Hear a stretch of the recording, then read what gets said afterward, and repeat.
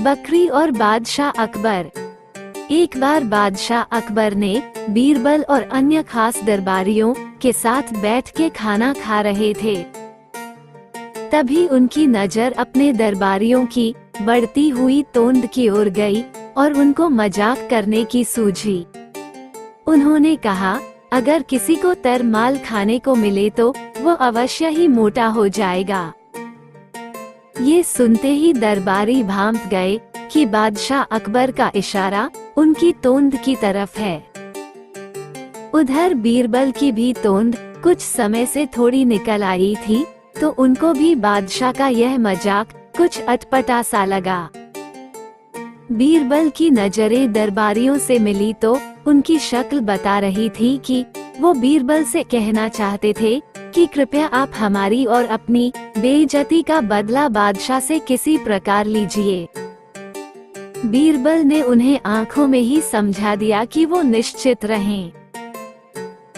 तब बीरबल बादशाह से बोले, नहीं महाराज, ऐसा बिल्कुल नहीं है, कोई तरमाल खाकर मोटा हो जाएगा, ऐसा निश्चित रूप से नहीं कहा जा सकता।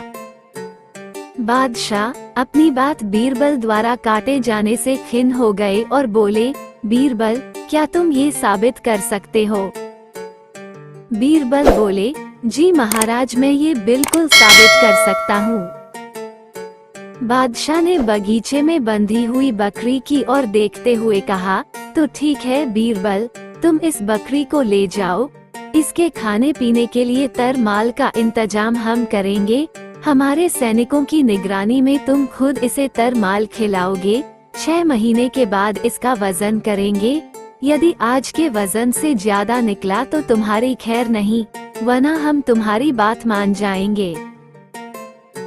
बकरी बीरबल के घर भिजवा दी गई। अकबर के विशेष 4 सैनिक तरमाल यानी कि हरे चारे के साथ साथ काजू, बादाम, देसी घी इत्यादि लेकर बकरी के लिए पहुंच जाते। उन सैनिकों की उपस्थिति में बीरबल को वो सब बकरी को खिलाना होता। जब बकरी पेट भर खा चुकी होती, तभी वो सैनिक वहां से लौटते। इस प्रकार 6 महीने भी बीत गए और वह दिन भी आ पहुंचा जब बीरबल को उस बकरी को लेकर दरबार में उपस्थित होना था। बीरबल उस बकरी को दरबार में लेकर आ गए। बकरी का वजन किया गया, पर ये क्या, बकरी का वजन तो पहले से काफी घट गया था। सभी दरबारियों ने चैन की सांस ली। अकबर ये देखकर हैरान थे और बोले, भाई बीरबल, तुम्हें मानना पड़ेगा। आखिर हम हारे तुम जीते, पर ये तो बताओ कि तुमने ये किया कैसे? बीरबल बोले, बहुत सरल था महाराज, जहां आपका मानना था कि तरमाल खाने से किसी की तोंद निकल आती है, वही मेरा मानना था, सेहत में सुधार केवल बेफिक्री के खाने से ही आता है।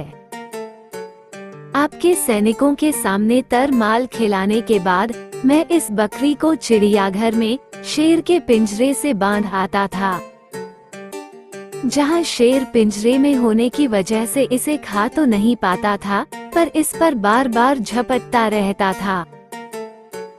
शेर के बार बार इस पर झपटने से यह सारी रात बिना सोए बहुत डरी सहमी रहती थी, जिसके कारण ये मोटी होने के बजाय दुबली होती गई।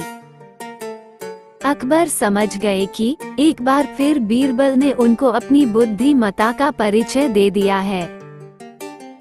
अकबर यह सोच ही रहे थे, तभी बीरबल ने कहा, गुस्ताखी माफ जहांपनाह, पर तोंद तो आपकी भी निकल आई है। बीरबल की बात सुनकर सभी दरबारी मन ही मन मुस्कुराने लगे और बादशाह अकबर ठहाका लगाकर हंसने लगे। आपको ये कहानी कैसी लगी? कमेंट बॉक्स में जरूर बताएं।